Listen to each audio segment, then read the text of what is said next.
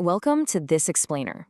Okay, if you've ever felt like building muscle requires taking out a literal second mortgage just to afford protein powder, or you're spending hours stressing over perfectly timed meals, well, you're in exactly the right place. Today, we're completely demystifying protein intake.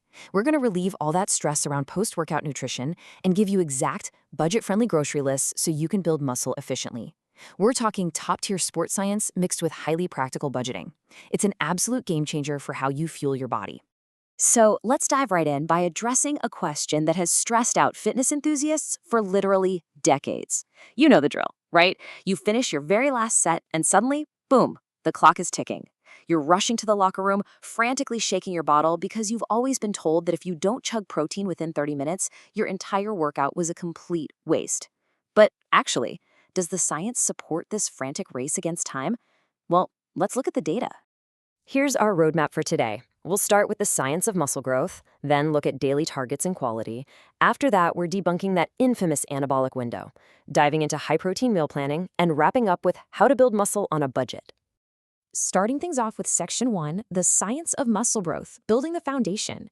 Now, think of anabolism kind of like building with Legos. See, when you strength train, you're actually damaging your muscle fibers. Anabolism is the incredible process where your body takes smaller blocks, fuel, like protein and carbohydrates, and snaps them together to build new, larger, and much stronger muscle tissue. Achieving this anabolic state, that's the absolute core goal of your post-workout recovery. It's the exact opposite of catabolism, which would be like pulling all those Lego blocks apart. To get a bit more specific, we really need to talk about muscle protein synthesis, or MPS for short. Here's a wild fact. Your muscle proteins are constantly recycling. They replace about 1 to 2% of themselves every single day. Old, damaged proteins get degraded, and new, functional ones are synthesized. So, by feeding your body essential amino acids from your diet, you stimulate MPS, and that is exactly how we build those stronger, larger muscles over time. The absolutely crucial point here is that to actually increase muscle mass, muscle protein synthesis has to outpace muscle protein breakdown. You need a positive net balance. It's like a seesaw. When you exercise, muscle protein breakdown actually goes up, but the moment you consume protein, it completely hits the brakes on that breakdown and drastically ramps up synthesis. This constant interplay is exactly what dictates whether your muscles grow, shrink, or just stay the same. Moving right along to Section 2, daily targets and quality, what the experts actually say. So to really support recovery and adaptation, athletes should be aiming for somewhere between 1.6 to 2.4 grams of protein per kilogram of body weight every single day. Now, you might be thinking, that sounds high. And yeah, the British Association of Sport and Exercise Sciences even notes this is well above the standard recommended daily allowance.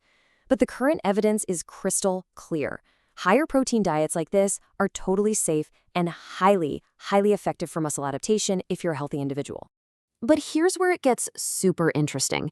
You can't just eat all your protein in one massive sitting and expect optimal results. Doesn't work that way. Instead, dividing your intake into per meal doses of 20 to 30 grams of high-quality protein maximally stimulates that synthesis we talked about. For an average 80-kilogram person, a 20 to 30 gram dose, which gives you about 3 grams of the amino acid leucine, is basically the sweet spot. It maximally stimulates muscle protein synthesis, and that process stays elevated for about 2 to 5 hours per dose. And this expert consensus emphasizes regular dosing every 3 to 4 hours.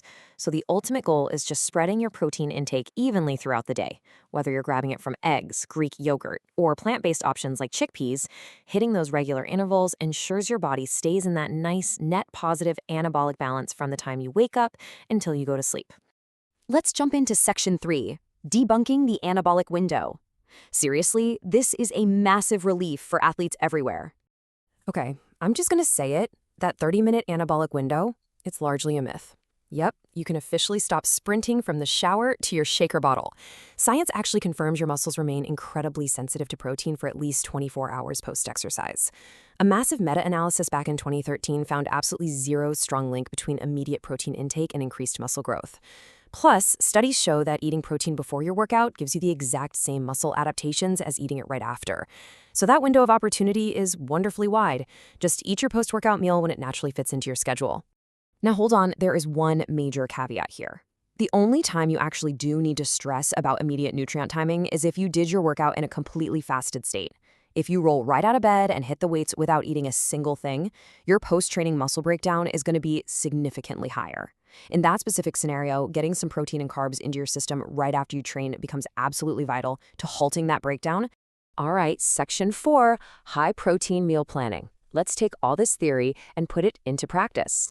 If the idea of hitting, say, 130 grams of protein a day feels super overwhelming, don't panic.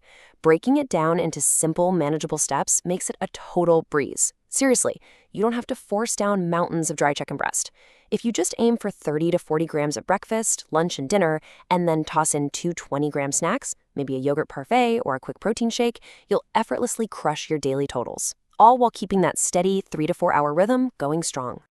A massive strategy here is focusing on whole foods and bulk meal prepping over the weekend.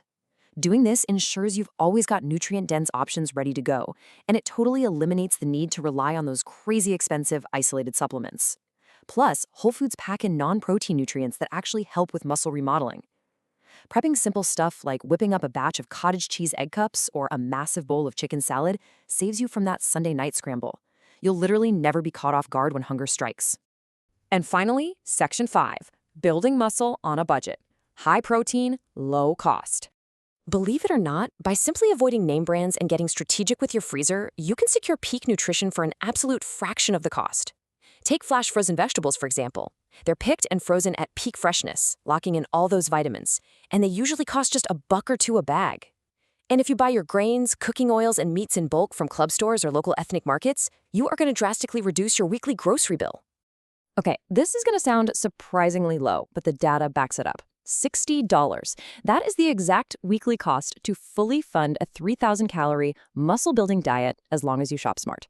Insights from Muscle and Strength show that a 180-pound person can secure over 180 grams of protein and 3,000 daily calories on just $60 a week. How? By leaning hard into nutrient-dense staples like eggs, whole milk, ground beef, and rice.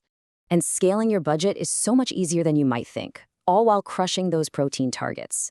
That $60 weekly tier, it relies heavily on your basics, rice, chicken, and frozen veggies. But let's say you step up to $100. Now you're swapping in steak round, fresh apples, and whole wheat bread. And if you have the luxury of a $120 budget, you get to add in the fun stuff: bacon, fresh strawberries, sweet peppers, and ground coffee. The best part, across all these budgets, you are maintaining perfectly scaled 3,000-calorie, high-protein days. At the end of the day, consistency with your daily totals and eating a diet rich in whole foods matters so much more than obsessing over the exact minute you drink a supplement. Whether you've got $60 a week or 120, if you hit that 1.6 to 2.4 grams per kilogram of body weight, spread it evenly throughout the day, and train consistently, well, that's the undeniable formula for success. You don't need a perfectly timed shake, you just need a solid, sustainable plan. So are you ready to ditch that stressful 30-minute window? I challenge you to take these meal structures, head to the store, and test it out for yourself. Try that 30 to 40 gram per meal strategy this week and just watch how much more energy you have. Thanks so much for joining me for this explainer. As you rethink your plate, ask yourself, are you actually training hard or are you just spending hard? See you next time.